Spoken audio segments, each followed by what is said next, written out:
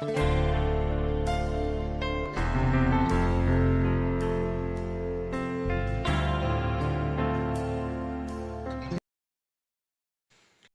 noite, irmãos. Graça e paz da parte do nosso Deus. Que bom que estamos juntos aí nessa noite de quinta-feira para mais um momento de edificação, de estudo da Palavra de Deus, de busca da orientação do Senhor para nutrir a nossa alma com o pão do céu.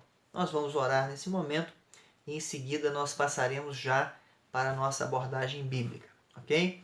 Senhor nosso Deus, nós agradecemos a Tua presença, a Tua graça, a Tua bondade, agradecemos a Tua palavra diante de nós e pedimos em nome de Jesus que fale ao nosso coração, fale ao coração do Teu povo que está participando conosco através da rede social, fale, Senhor, ao meu coração, guie-nos pelo Teu Espírito e que a Tua palavra possa encontrar em nós lugar e nos transformar para a Tua própria glória, em nome de Jesus. Amém.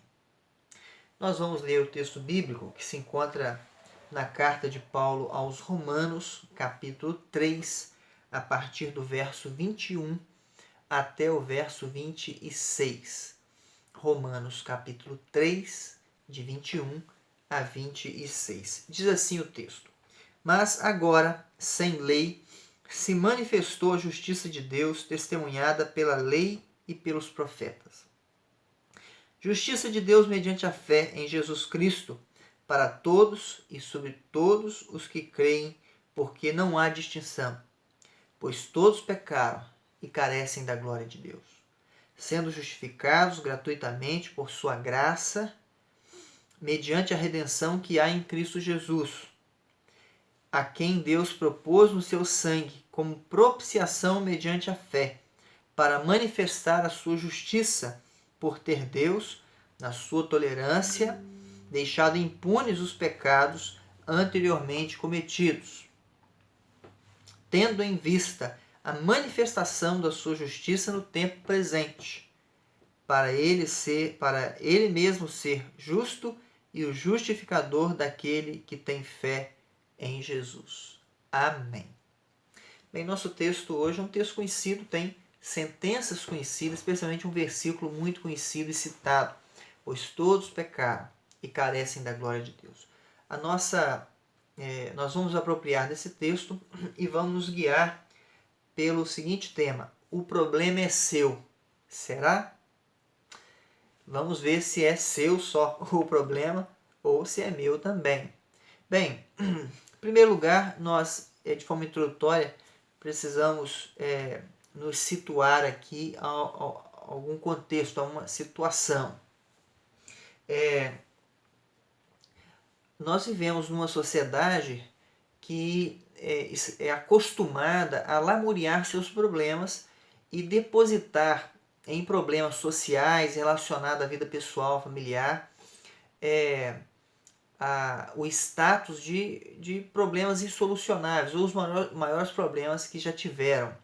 E se nós perguntarmos para as pessoas qual é o maior problema que você já teve ou que você tem, naturalmente vão citar problemas que comumente são apresentados, são disseminados, são levantados na sociedade, nas mídias e etc. Hoje, com o advento das redes sociais, nós vemos cada vez mais as pessoas deixando que seus corações sejam dissolvidos, dilacerados por questões relacionadas a esse mundo, pelo falta de reconhecimento por parte de outros, por causa do problema financeiro, por causa do problema relacional, dívidas, tantas outras, por causa de questão de trabalho, pressão de grupos, enfim, rejeição. Uma série de situações tem levado as pessoas a derramarem seus corações nas redes sociais e fica assim, bem claro, bem evidente onde as pessoas colocam o entendimento de que ali estão os maiores problemas que alguém poderia viver, né? Mas a Bíblia nos dá um outro direcionamento com relação a isso. Neste contexto específico que estão vivendo, de doença, enfermidade, e é uma temática difícil na vida de muitas pessoas, nós podemos dizer claramente que o maior problema da humanidade não é a pobreza extrema que nós vemos em diversos lugares. Não é a falta de amor, não é a falta de recursos. O maior problema da humanidade não é a corrupção política. O maior problema da humanidade não são as doenças, não é o Covid-19 o maior problema da humanidade. O maior problema da humanidade se chama pecado. O pecado é o maior problema da humanidade. É um problema que assola todas as pessoas. É um problema que domina os corações. É este problema que gera, né, a insensatez, a insensibilidade, a falta de amor, a falta de empatia, a corrupção moral, ética, espiritual, em todos os níveis, o mau caratismo, o pavor, o medo de coisas menores, a soberba, né, a depressão por causa da falta de reconhecimento, as fragilidades emocionais, tudo isso é fruto do estado de pecado. O pecado é o maior problema. Por isso que Paulo, escrevendo aos Romanos, no capítulo 3, no verso 23, diz: pois todos pecaram e carecem da glória de Deus. Então, ele dá uma notícia alarmante. Ele fala e, sim, cai como uma bomba aos nossos ouvidos, porque para muitos isso pode parecer novidade. Mas não é. O pecado é o maior problema que o ser humano possui, com o qual deve lidar, né? Então, é importante que a gente frise ou tenha cuidado de não desenvolver uma vida falta de conhecimento a ponto de destinar nossos esforços, nossa atenção para tentar resolver os sintomas do problema ao invés de tratar o problema em si. Porque tratar o pecado é difícil. O pecado é tratado com submissão, com reconhecimento, com humilhação. Então tratá-lo é difícil. Então não adianta nós investirmos nosso tempo tratando os efeitos, os sintomas, ao invés de tratar a raiz. O autor aos Provérbios, o sábio, ele diz: de tudo o que se deve guardar, guarde o teu coração, porque dele procedem as fontes da vida. O salmista diz: guarda no coração as tuas palavras para não pecar contra ti. Ele sabe que o pecado é o maior problema. E se ele não cuida da fonte das suas motivações, ele naturalmente vai gerar transtorno e derrota à sua carreira. Então, o pecado é o seu maior problema. O pecado é o meu maior problema. E Paulo, ao escrever a carta aos Romanos, e esse trecho específico, essa perícope que nós pegamos aqui, ou parte da perícope que nós pegamos, nos traz alguns ensinamentos importantes que defende essa temática que nós propusemos. Né? O problema é seu, será? Bem, primeiro ensino que nós extraímos aqui, que o apóstolo Paulo apresenta para nós, é que todos possuem o mesmo problema. Não é meu ou seu. Veja o que diz o apóstolo: pois todos pecaram e carecem da glória de Deus. Sem distinção. Não há um grupo que é responsável por isso. O problema é de todos. Né? Com relação a muitas coisas, nós poderíamos culpar alguma classe, algum grupo. Com relação a muitas ações ou muitas situações que nós vivemos ou que respingam em nós, nós poderíamos dizer: o problema é seu, a responsabilidade é sua. Muitas situações que chegam ao nosso entorno e nós não queremos nos envolver, nós poderíamos de forma legítima, não que deva ser feito, mas de forma legítima dizer: o problema é seu, porque de fato o problema é da pessoa, mas não com relação ao pecado. O pecado é a única coisa que nós não podemos dizer que é só do outro, que só o outro possui. O pecado nos nivela por baixo, nos torna iguais aos olhos de Deus no que diz respeito à nossa falência, ao nosso problema. O pecado nos coloca no mesmo lugar caído. O pecado anula a nossa soberba no que diz respeito a, pelo menos alguém que tenha uma visão cristã vai entender isso, aniquila a nossa soberba no que diz respeito à intenção, à tentativa, à inclinação de nos apresentar melhor do que o outro. E hoje, em um contexto em que as pessoas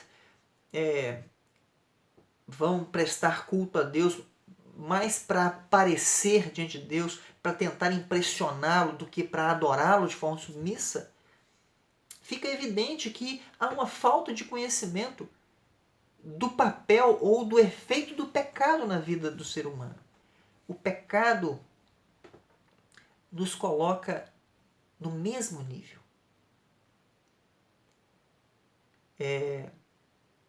O pecado é um problema nosso. É isso que Paulo está dizendo. Todos pecaram. Não há distinção. O pecado é nosso. O pecado é sério e nós devemos tratá-lo com seriedade. Nós devemos olhar para ele com seriedade. O pecado é algo alarmante. O pecado é destruidor. A palavra de Deus diz que Deus abomina o pecado. Deus é tão puro de olhos que não pode contemplá-lo. O pecado nos separa de Deus, provoca a sua ira, a sua rejeição. Portanto, nós não podemos negligenciar a seriedade com a qual devemos tratá-lo e subjugá-lo, segundo as Escrituras. Paulo escrevendo aos Colossenses, diz que nós precisamos nos despir do velho homem e nos revestir do novo homem segundo Jesus Cristo, segundo Deus. Nós precisamos tratar o pecado de forma séria, porque o pecado é um problema nosso, seu e meu. Segundo o ensino que Paulo nos traz aqui, é que todos possuem a mesma necessidade. Todos pecaram e todos carecem da glória de Deus. Todos têm o mesmo problema e a mesma necessidade. O problema que iguala todo ser humano também revela uma necessidade comum do ser humano. O ser humano precisa de um salvador, de um redentor, de um resgatador. O ser humano precisa de ser tirado da condição de pecado, de queda, de morte, porque ele não pode sair de lá sozinho. É uma necessidade irremediável para o ser humano, para suas ações. Não há nada que o homem possa fazer que o tire da condição de pecador. Ele não pode pagar essa dívida. Ele não pode sair sozinho desse fosso. Os seus esforços são inúteis contra o pecado. É por isso que muitas pessoas sofrem caladas, sozinhas, até que eles são postos diante de Deus e ali eles rasgam o coração e são tratados e curados. Porque sozinhos eles não conseguem. Eles não podem lidar com isso porque o pecado é uma questão forense, é uma questão judicial. O pecado anula a nossa própria justiça. Nós não temos justiça em nós que possa satisfazer a necessidade de justiça de Deus por causa do pecado cometido. Por isso nós precisamos de uma intervenção de outro, de alguém mais justo do que nós. O texto bíblico nos diz que o verso 24, sendo justificado gratuitamente por sua graça mediante a redenção que há em Cristo Jesus. Verso 22, o texto diz assim: justiça de Deus mediante a fé em Jesus Cristo para todos e sobre todos que creem, porque não há distinção. Todos pecaram e carecem da glória de Deus. Como nós recuperamos este relacionamento? Como nós saciamos a necessidade de voltar a nos relacionar com Deus? É uma necessidade comum. O pecado faz ecoar, revela ao homem que ele está afastado de Deus e precisa dessa reconciliação que somente o próprio Deus em Cristo, o Deus encarnado, pode proporcionar. Você não pode ir sozinho a Deus. Você não chegará lá.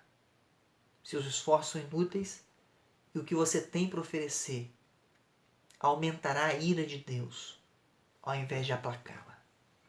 Só há uma coisa que pode aplacar a ira de Deus de sobre o homem caído: a justiça de Cristo. E somente aquele que crê, no sentido de confiar nele e não na sua obra, de confiar na obra dele e não no seu mérito, é capaz de reconciliar-se com o seu Deus. Então a sua necessidade é a mesma da minha. E a nossa necessidade é de que alguém propicie, se coloque entre nós e Deus e pague a nossa dívida. Porque devemos. E não podemos pagar sozinhos. Então, Paulo nos ensina que o problema é de todos. Todos possuem o mesmo problema. E todos possuem a mesma necessidade. Mas o mesmo problema, o pecado, a mesma necessidade, a reconciliação. Mas Paulo nos ensina um terceiro princípio aqui. Que apesar de termos o mesmo problema e a mesma necessidade, temos que entender que só existe um caminho para que a necessidade gerada pelo problema possa ser resolvida ou saciada. Só existe um caminho. Ele diz no texto, todo o texto é respingado por isto, né? Ele diz ali, verso 24, sendo justificados gratuitamente por sua graça mediante a redenção que há em Cristo Jesus, a quem Deus propôs no seu sangue como propiciação mediante a fé, para manifestar a sua justiça, por ter Deus, na sua tolerância, deixado impunes os pecados anteriormente cometidos, tendo em vista a manifestação da sua justiça no tempo presente, para ele mesmo ser o justo, ou ser justo e o justificador daquele que tem fé em Jesus. Nós vemos aqui, amados irmãos, a apresentação da única maneira de resolver e sanar a nossa necessidade e resolver o nosso problema do pecado. A fé em Cristo Jesus e somente em Cristo Jesus, o justo e justificador. Somente a justiça de Cristo pode saciar a nossa necessidade, pode nos tirar da escravidão do pecado. Paulo, escrevendo aos Colossenses, fala algo extraordinário com relação a essa obra de Cristo que somente ele poderia realizar. No capítulo 1, verso 13, ele diz: porque Ele nos resgatou do império das trevas e nos transportou para o reino do Filho do seu amor. Veja que a palavra resgate ali, a palavra militar, que dá a ideia de uma invasão. Ele invade o reduto inimigo, ele abre as portas da prisão, do calabouço, ele arranca o prisioneiro e leva-o para um lugar seguro, para viver debaixo de um senhorio amoroso e cheio de graça. Então, é isto que Paulo está dizendo aqui também. Somente pela fé neste justificador é que nós podemos ter o nosso problema e a nossa necessidade resolvida. Somente através de Cristo podemos ir a Deus. E veja que esta obra de Cristo é uma obra ampla, universal, tanto no sentido de cobrir todo o mundo, como também é uma obra atemporal, de cobrir toda a história. Veja, existe um verso que é muito mal interpretado, porque normalmente se pega somente ele do contexto, né, todo, que é o verso 25, no qual diz assim: a quem Deus propôs no seu sangue com propiciação mediante a fé, para manifestar a sua justiça, por ter Deus, na sua tolerância, deixado impunes os pecados anteriormente cometidos.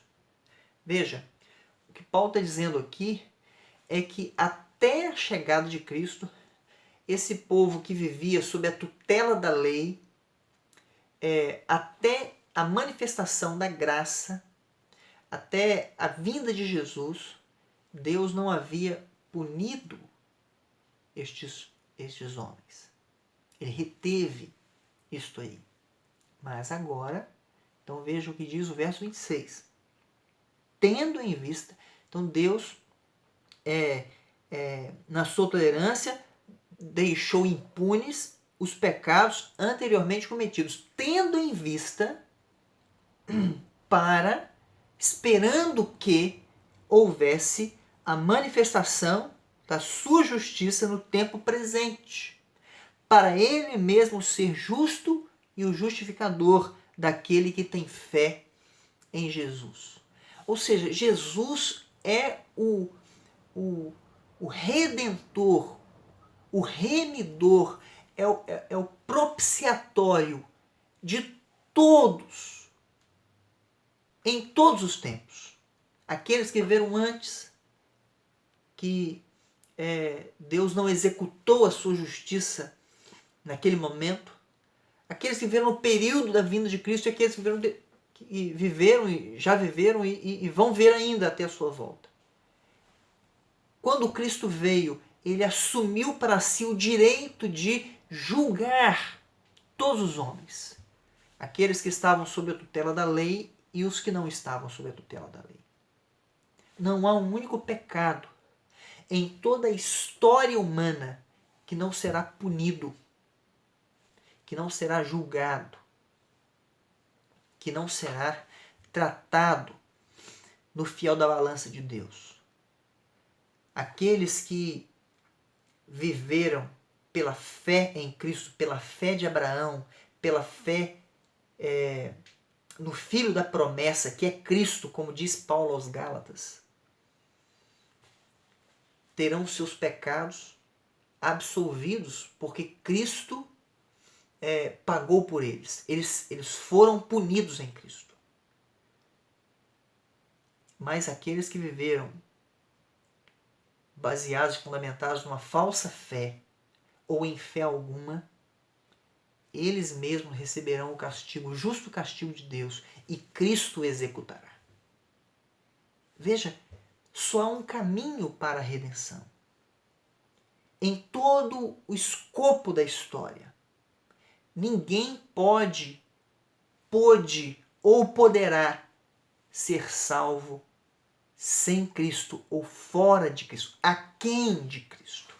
Somente Cristo, Jesus Cristo, somente a fé em Jesus pode conduzir alguém ao Pai e dar a ele acesso à sua mesa, à sua casa, ao relacionamento com Deus. Somente Cristo pode reconciliar-nos com Deus. Somente Ele pode resolver o nosso problema do pecado. Somente Ele pode saciar nossa necessidade de redenção e reconciliação. Veja que Paulo é claro ao dizer aqui, no verso 28, ele diz assim: concluímos, pois, que o homem é justificado pela fé, independentemente das obras da lei.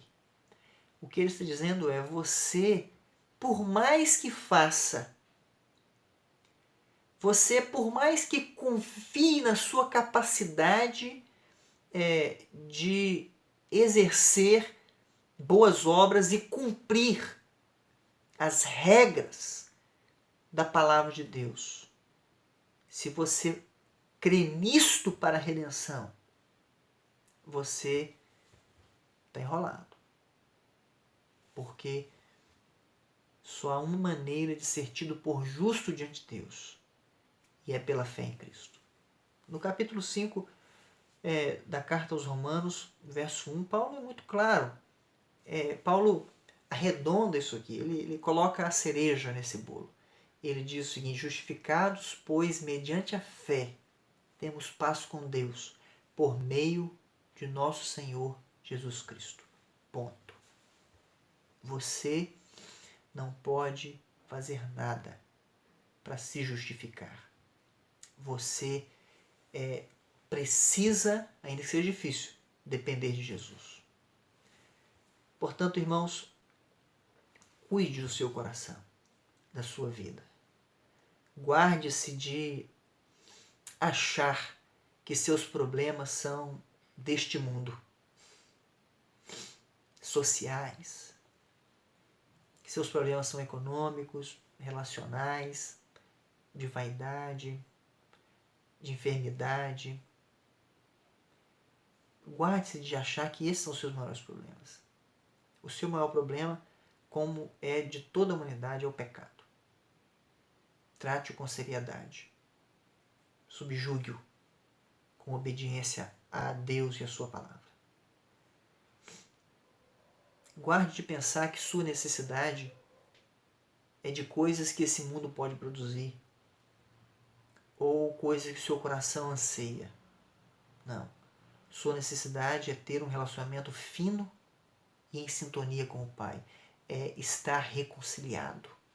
Essa é a sua necessidade maior, porque essa é a necessidade atemporal, é a necessidade eterna, que toca a eternidade.